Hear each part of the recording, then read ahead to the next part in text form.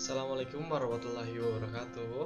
Perkenalkan, saya Arditya Yoga Pradana dari kelas P2 KUA Akuntansi Universitas Muhammadiyah Tangerang dengan NIM 18622011187. Di sini saya akan sedikit menjelaskan tentang pengaruh hidden value of incredible asset, knowledge management, dan water accounting terhadap economic performance. Langsung saja di poin pertama, yang diminta adalah motivasi atau isu, risk gap, dan fenomena. Motivasi dan isu atau isunya, Indonesia sebagai salah satu negara yang tergabung dalam ASEAN Free Trade Area mendorong adanya pasar perdagangan bebas di kawasan ASEAN. Maraknya bisnis yang beraneka ragam disertai dengan inovasi dan teknologi yang semakin berkembang menjadi persaingan global antara perusahaan semakin meningkat. Hal yang menjadikan perusahaan dituntut untuk memberikan nilai yang baik atas kinerja ekonomi perusahaan. Menurut research-nya, kekurangan inovasi dan manajemen sumber daya perusahaan yang tidak dikelola dengan baik menyebabkan perusahaan sulit bersaing di tengah-tengah persaingan global saat ini, sehingga dapat menurunkan kinerja ekonomi perusahaan yang akan berdampak pada return saham investor yang berkurang. Untuk fenomenanya, water accounting didefinisikan sebagai sistem perusahaan dalam menghitung penggunaan air dan mencakup masalah yang terkait dengan penyimpanan air. Untuk mengelola sumber daya air secara efektif, perusahaan memerlukan akses ke informasi yang sesuai menurut risk dan rules. Incredible asset dijadikan sebagai faktor signifikan untuk menilai kinerja perusahaan. Hasil yang berbeda menemukan bahwa knowledge management tidak memiliki pengaruh yang signifikan terhadap performance. Indonesia, salah satu negara yang tergabung dalam ASEAN Free Trade Area, mendorong adanya pasar perdagangan bebas di kawasan ASEAN. Poin kedua, artikel utama dalam penelitian ini yaitu adalah pertama adalah economic performance. Perusahaan merupakan gambaran tentang kondisi suatu perusahaan yang dianalisis dengan alat analisis keuangan sehingga dapat diketahui baik buruknya keadaan ekonomi suatu perusahaan yang mencerminkan kinerja ekonomi dalam periode tertentu. Hidden value of intangible asset merupakan nilai tersembunyi dari aset tidak berwujud seperti human capital, inovasi, teknologi, dan banyaknya pelanggan yang tidak dimasukkan atau belum disampaikan oleh pihak manajemen ke dalam laporan keuangan dikarenakan kesulitan dalam hal identifikasi maupun pengukurannya. Knowledge management berisi informasi yang siap dan dapat digunakan dalam membuat keputusan dan tindakan.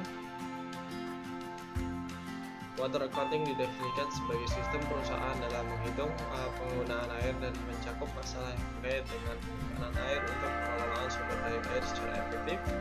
Perusahaan memerlukan akses ke informasi yang sesuai. Poin ketiga, keburuan adalah dari penelitian ini adalah economic performance dapat digunakan sebagai ukuran untuk menilai kinerja perusahaan atau nilai dari sebuah perusahaan dengan harga saham, neraca, dan return saham yang digunakan sebagai dari proksi ekonomi perusahaan banyak mengalami nilai turun. Research questionnya atau perumusan masalahnya, apa pengertian dari teori stewardship, stakeholder, teori legitimasi, economic performance, hidden value of intangible asset, knowledge management, water accounting, kemudian bagaimana perumusan hipotesis mengenai pengaruh hidden value of intangible asset value terhadap economic performance, apakah knowledge management berpengaruh terhadap economic performance, apakah water accounting berpengaruh terhadap economic performance. Tujuan dari penelitian ini adalah untuk mengetahui pengertian dari teori, terus untuk mengetahui dari perumusan hipotesis, mengetahui pengaruh knowledge, untuk mengetahui pengaruh water accounting. Kontribusi penelitian adalah dalam studi ini fokus pada menjelaskan hubungan hidden value of intangible asset, knowledge management, water accounting berpengaruh terhadap economic performance, serta peran economic performance terhadap hidden value of intangible asset, knowledge manajemen water accounting. Untuk grand teori yang digunakan adalah teori stewardship, teori stakeholder, dan teori legitimasi. Untuk keterkaitan grand teorinya adalah untuk teori stewardship, keterkaitan dengan economic performance adalah adanya sikap manajemen dalam menjadikan economic performance tampak baik. Teori ini menjelaskan bahwa manajemen tidak hanya termotivasi untuk tujuan pribadi, namun lebih kepada pencapaian kinerja ekonomi perusahaan yang dikelolanya. Untuk teori stakeholder,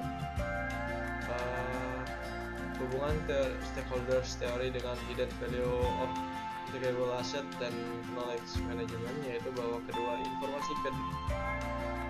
variabel tersebut bersifat sukarela, sehingga berdasarkan stakeholder teori, nilai tersembunyi dari aset tidak berwujud ini dapat diungkapkan atau tidak tergantung kepergian stakeholder sendiri. Untuk teori legitimasi, hubungan teori legitimasi dengan water accounting, yaitu adalah teori legitimasi berhubungan dengan pemenuhan aturan oleh perusahaan yang mengindikasi adanya penghukuman water accounting sebagai bagian dari environmental management accounting, menjadikan bahan pertimbangan bagi para investor terkait kegiatan investasi yang dilakukan di perusahaan dengan pertimbangan bagi perusahaan yang sudah menerapkan sistem manajemen di manajemen lingkungannya memiliki ekonomi performance yang baik pula. Poin ke-9, kerangka konseptualnya adalah hidden value of intangible asset, value X1, knowledge management, terus better accounting, pengaruh terhadap economic performance. Hipotesisnya, hidden value of intangible asset berpengaruh positif terhadap economic performance, knowledge management berpengaruh terhadap economic performance, water accounting berpengaruh positif terhadap economic performance. Next, metode penelitian yang digunakan yaitu adalah rancangannya menggunakan analisis regresi, definisi operational variable, dan pengukurannya. Variable dependentnya adalah economic performance, variable independent adalah hidden value of intangible asset, knowledge management, dan water accounting. Teknik penarikan sampel adalah menggunakan pervasive sampling.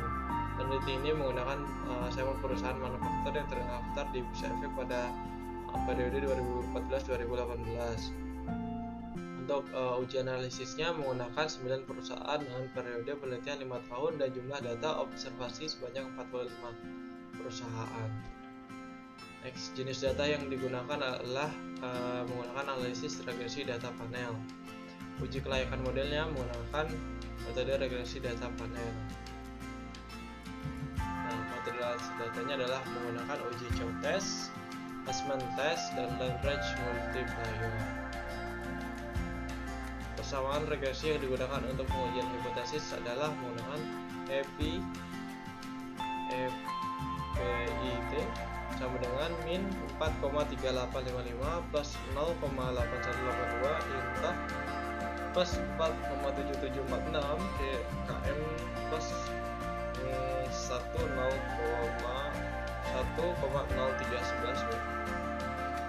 Untuk pembahasan hasil penelitian adalah dari statistik biopilihnya itu tidak ada, hasil uji kelayakan model tidak ada.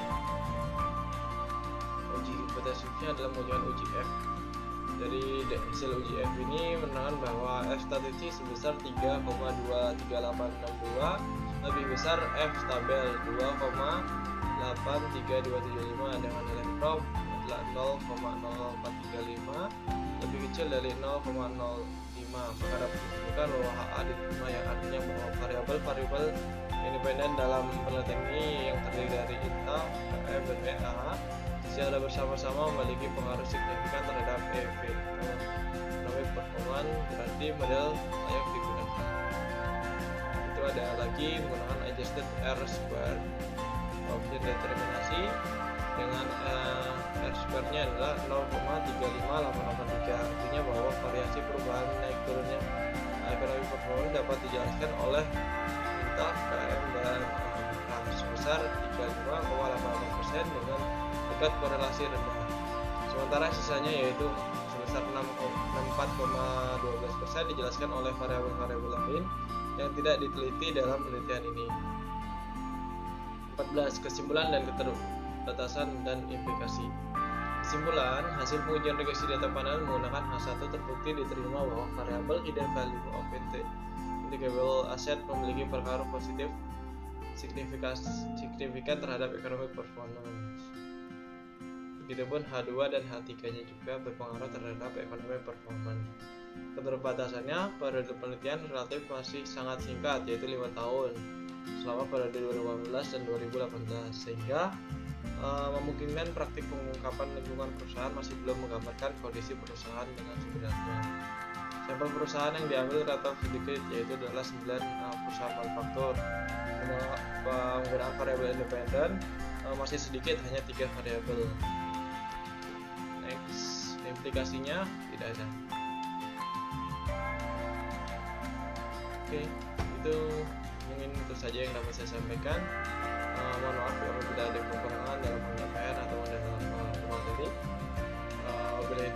Wassalamualaikum warahmatullahi wabarakatuh.